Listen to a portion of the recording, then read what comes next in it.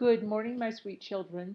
We are starting a new book called The Birchbark House. It's by Louise Edrich, and it is about a little girl, a Native American girl. Her name is Omachias. She lives with her family on a land that her people call the island of the gold-breasted woodpecker. And although the white people are encroaching more and more on their land, life continues much as it always had. Every summer they build a new birchbark house. Every fall they go to ricing camp to harvest and feast. They move to the cedar lodge before the first snows, and they celebrate the end of the long, cold winters at maple sugaring camp. In between, Omachias fights with her annoying little brother Pinch, plays with her adorable baby Niwu, and tries to be grown up like her big sister Angeline. But the satisfying rhythms of their life are shattered when a visitor comes to their lodge one winter night, bringing with him an invisible enemy, one that will change things forever, but that will eventually lead Omachias to discover her calling. By turns moving and humorous, this novel is a breathtaking tour de force by a gifted writer. Now we know this is going to be a story about a little girl, Native American girl. Her name is Omachias. It starts out, and the very first part of the book is called The Girl from Spirit Island. So let's read a little bit and see if we can discover what else this story might be about. The only person left alive on the island was a baby girl. The tired men who had come there to pick up furs from the Anishinaabe people stood uneasily on the rocky shore. The voyagers watched from a distance as the baby crawled in a circle, whimpering and pitiful. Her tiny dress of good blue wool was embroidered with white beads and ribbons, and her new moccasins were carefully sewn. It was clear that someone had loved her. It was also clear that the family who had loved her were all gone. All of the fires in the village were cold. The dead lay sadly in blankets, curled as though they were sleeping. Smallpox had killed them all. The voyagers trembled at the thought that the disease might already have chosen one of them. Surely, they muttered, the baby had the sickness too. She's sick. She looks tired, said one man when she lay down against one of the blanketed figures. Let her sleep, let her sleep. Birds were singing, dozens of tiny white-throated sparrows. The trilling, rippling sweetness of their songs contrasted strangely with the silent horror below. First one of them and then the other men turned away. They got back into their canoes, and as they paddled toward the next island, all were silent, thoughtful. Some wore hard expressions. One man had tears in his eyes. His name was Hat. He thought of his wife, and he decided that he would tell her about the baby. If there was anyone in the world who'd go and rescue that little girl, why, it was going to be his wife. He shivered a little as he thought of her. He couldn't help it. Tallow, she was called, and sometimes she scared him with her temper. Other times he was amazed at her courage. He grimaced in shame. Unlike him, his wife was afraid of nothing. So, if, when we read the back of the book, it said there was an invisible enemy. And here in the chapter, they talk about smallpox, that the people in this village appeared to have died of smallpox, all but this little girl. Let's read to see what happens next. This chapter is called Nibin, which is native for the word summer. Chapter 1, The Birchbark House. The Birchbark House. She was named Omachias, or Little Frog, because her first step was a hop. She grew into a nimble young girl of 7 winters, a thoughtful girl with shining brown eyes and a wide grin, only missing her 2 top front teeth. She touched her upper lip. She still wasn't used to those teeth gone, and she was very impatient for her new grown-up teeth to complete her smile. Just like her namesake, Omachias now stared long at the silky patch of bog before she gathered herself and jumped, one hummock, safely. Omachias sprang wide again. This time she landed on the very tip-top of a pointed old stump. She balanced there, looking all around. The lagoon water, in sparkling crescents, rippled about. Thick swalls Thick swalls of swamp grass rippled. Mud turtles napped in the sun. The world was so calm that Omachias could hear herself blink. Only the sweat of a solitary white-throated sparrow pierced the cool of the woods beyond. All of a sudden, Grandma yelled, "I found it!" Startled, Omachias slipped and spun her arms and wheels. She teetered, but somehow kept her balance. Two big skipping hops, another leap, and she was on dry land again. She stepped over spongy leaves and moss in the woods, where the sparrows sang nesting songs in delicate relays. "Where are you?" Nokomis yelled again. Nokomis yelled again. "I found the tree. I'm coming, I'm coming," Omachias called back to her grandmother. It was the springtime, time to cut the birch bark. All winter long, Omachias' family lived in a cabin of sweet scented cedar at the edge of the village of La Pointe, on an island in Lake Superior that her people called Manakawanking, Island of the Gold-breasted Woodpecker. As soon as the earth warmed, the birch bark house always took shape under Nokomis's swift hands. Now the dappled light of the new leaves moved on Grandma's beautiful, softly lined face. In one hand she waved her sharp knife, taken from the beaded pouch on her hip. In the other hand she held tobacco. Nokomis was ready to make an offering to the spirits.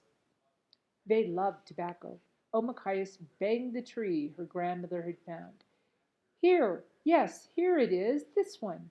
Omachias was skinny, wiry, and tough for 7 winters.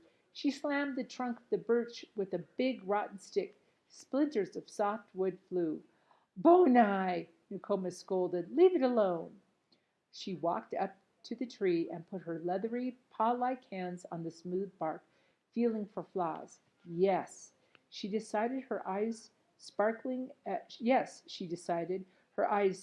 at her granddaughter. "It's a good one. Is it ready?" "Surely it is," said Nokomis. Nokomis' tobacco pouch was decorated with blue and white beads in the shape of a pipe. She had owned this tobacco bag ever since Okomias could remember, and when they talked to the spirits, Nokomis dipped out the pinch of tobacco. "Old sister," she said to the birchbark tree, "we need your skin for our shelter." At the base of the tree Nokomis left her offering, sweet and fragrant. Then she peered closely, deciding just where to make the first cut.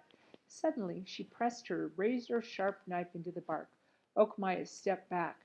Light filtered golden and green into their faces. Tiny white flowers poked out of the dead leaves. There were still traces of grainy old snowbanks in the shadiest spots, but in places the sun was now actually hot. Pow! As soon as Grandma made the proper cuts, the bark, the birch bark filled with spring water nearly burst right off the tree. Okomias helped her grandmother carefully push the bark aside. Then the two peeled it away, strip by strip. She and Okomias carried the light papery pink-brown rolls out of the woods, down the trail to a special place near the water. Here they set up the birch-bark house. Damp ground made Nokomis' old bones ache, so she spread out her brown cat-tail mat and sat down there to sew those pieces of birch-bark together. Okomias helped her, threading a tough basswood strands through holes punched by Grandma's tool. Meanwhile, Mama and Okomias' older sister tied together a frame of bent willow poles. Finally, as the light faded, they fastened the mats of bark into the willow frame, a half skeleton of pliable saplings. The bark mats overlapped like shingles to shed the rain. Each was secured to the next, so as not to blow off into the storm, and when the house was swept out, smooth, fussily arranged and admired, they moved in. The children, Okomias' brother, her little brother Pinch, baby Niwu, Okomias' older sister Pretty Angeline, and Okomias herself spread their blankets around the stone fire pit. Mama and Nokomis hung the smoky woven bags of rice and tools and medicines from the willow poles above. Okomias' family were Anishebeg, and this was their island. So Anishebeg is the name of their tribe. Her father, her day was the fur trader in the fur trader business, which meant that he was often gone paddling a great canoe full of fur to a company, or sometimes trapping animals himself. Yellow Kettle, her mother, was quick-tempered but always laughing, and her eyes shrewdly took in the world. Yellow Kettle was a strong-looking woman and beautiful. Her smile was generous. Slightly crooked, but kind, was her smile. She missed nothing when it came to her children. Why, it was impossible to hide a half-done job, ridiculous even to think of sneaking away in the morning before gathering wood for the fire and water for her cooking pot. And if Mamma didn't notice the younger children's whereabouts, Okomayas' older sister, Angeline, surely would. Angeline was smart and so pretty that people turned in their tracks just to look at her. Her hair was thick, her hands clever. The beads in her designs were laid down in strict rows. Her stitches never faltered. Her steps when she walked or danced were clear and graceful.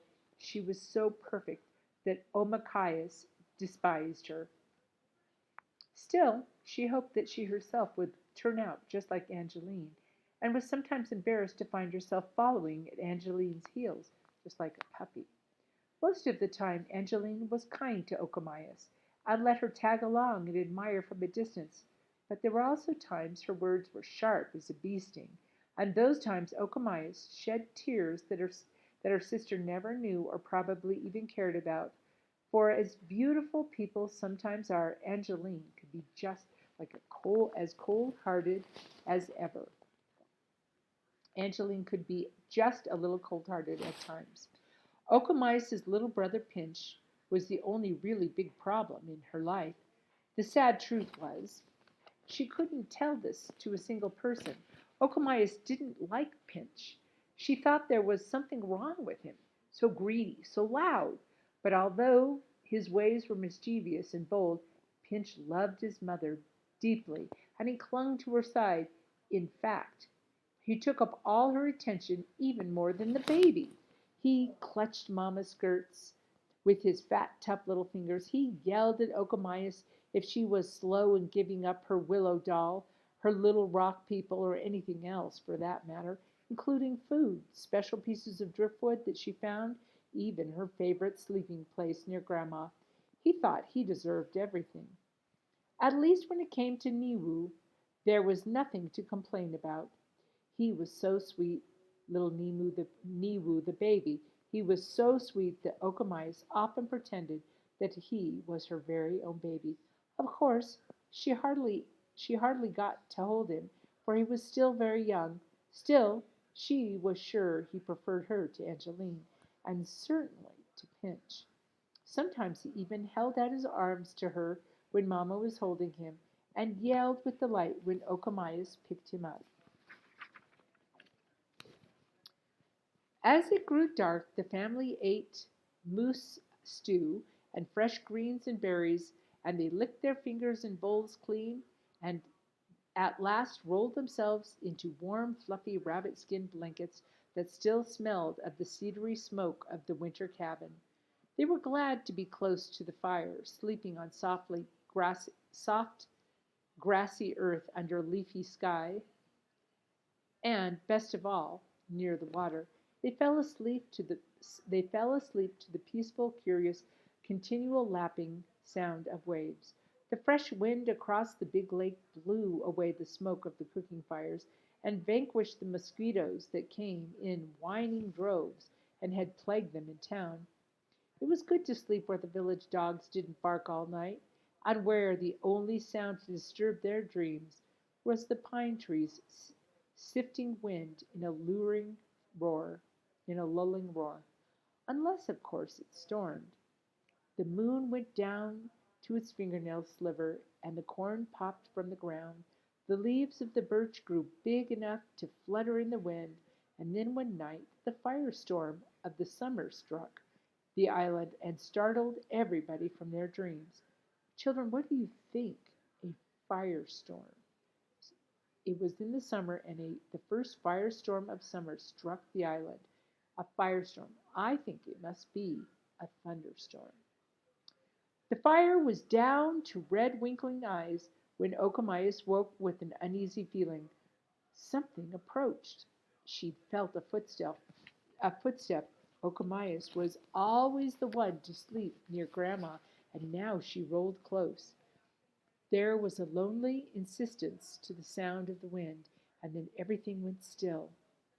Far off, she heard one huge footstep. Step.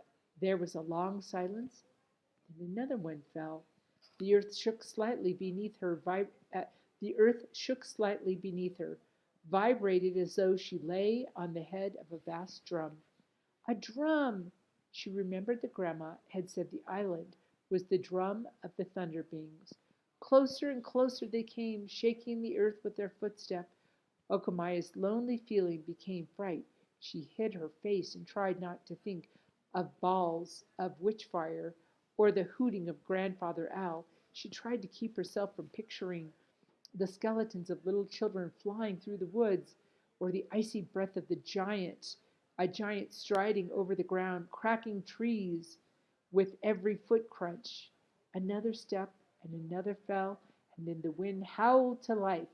Rain slashed against the tightly sewn walls. A breath of air stirred up the slumbering coals and cast shadows, leaping and fighting on the inside walls of the little birch bark house. So, was there really a giant outside, or do you think that was just the thunder? Have you ever been in a storm or been sleeping and been awoken by a thunderstorm at night where it's so loud? I think it's a little scary, like it was for this little gal. Now the willow poles trembled, bouncing with the force of the gusts of wind. The birch bark scraped and flapped, but was held on giant stitches. Machias hid her face as thunder rolled smacking onto the lake shore. Waking everything and everyone with its quick violence, the storm punished the ground and then passed over, drying off in softer mumbles. Dying off in softer mumbles. The dull thuds of thunder falling in the distance now felt comforting, and before the sounds entirely faded, Okomayas was asleep again. Now the island of the golden-breasted woodpecker sparkled innocently after the night of raw thunder and lightning. Okomayas woke and immediately began wondering what had the storm done to the trees? What had the waves washed onto the beach? What interesting bits of wood that she could use for pretend dolls? What kind of a day would it be? Were the little berries on the edge of the path ripe yet? An unpleasant piece of wondering came to her, too.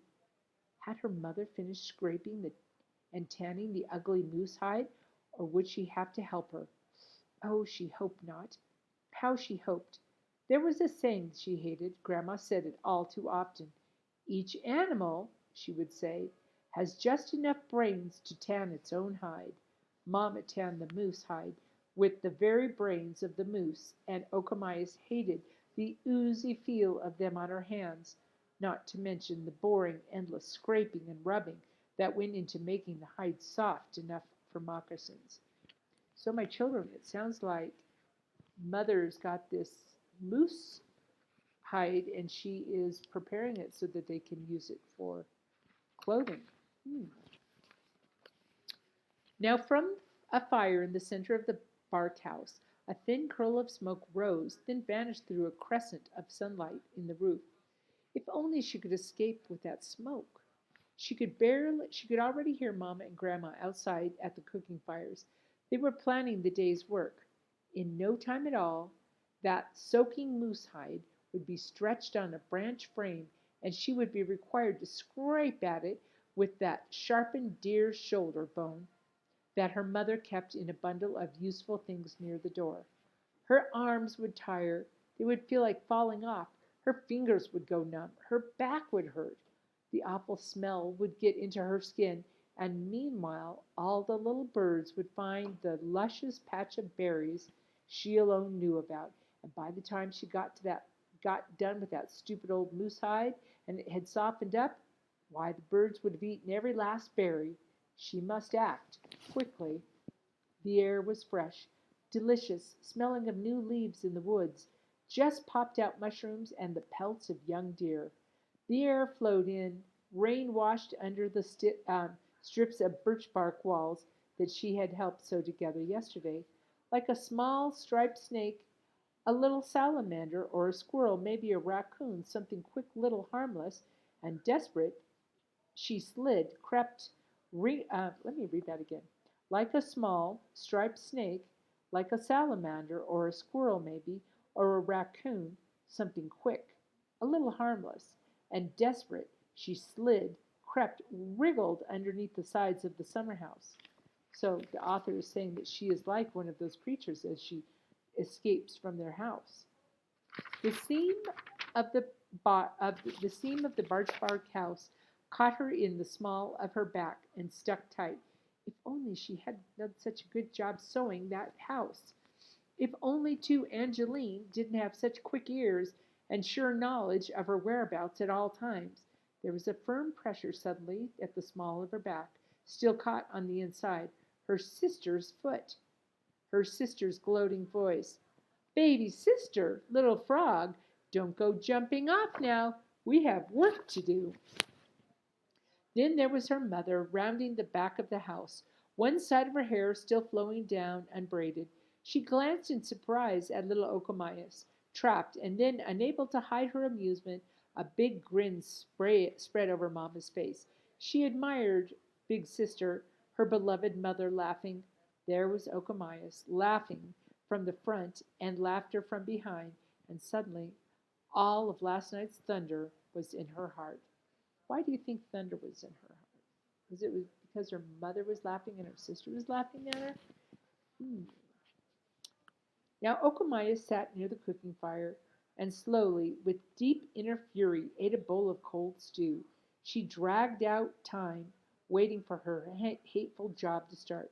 Mamma was wrestling the hide out of the stream now, where it had been soaking for days and nights, gathering up its scummy, woolly slime. Ugh!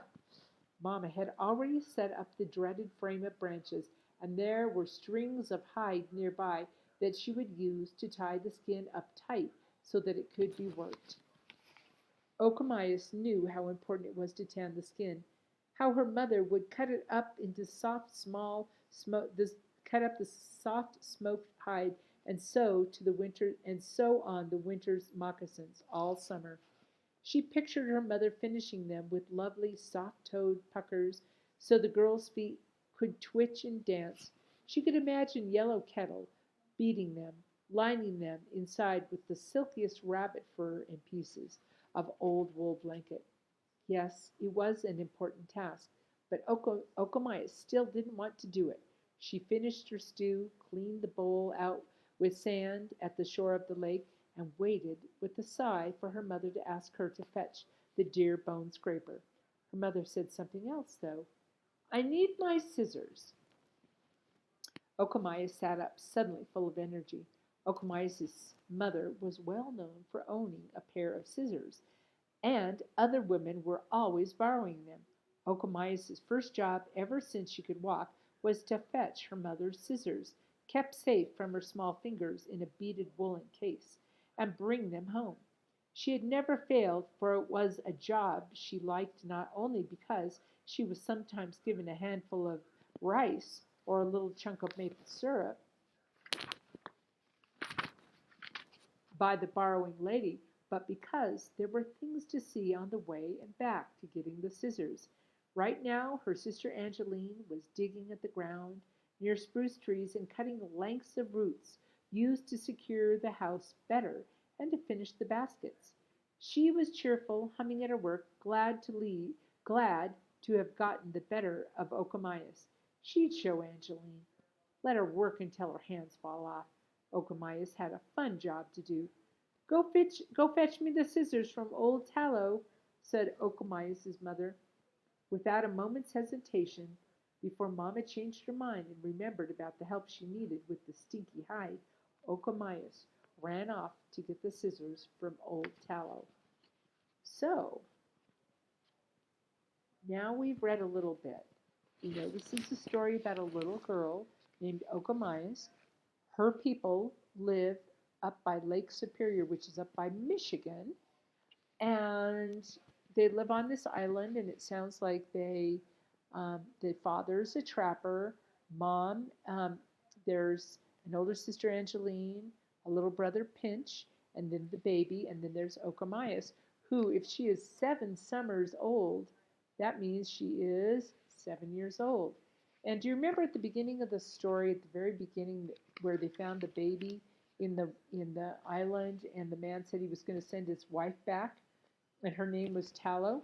Well, tomorrow we're going to find out about who Old Tallow is when we read the next chapter. So, my dear children, although this is a different type of a book and the story is about a different culture, I want you to hang in there and listen to it each day, and soon things will begin to make better sense for us. So, enjoy the rest of your day. Finish up the little tasks that you might have to finish, and then come back tomorrow and we will read the next chapter of the Birchbark House. And I want you to think about this. Our houses are made of wood and stone and brick. Their house is made from the bark of a tree. Interesting. Have a fabulous day.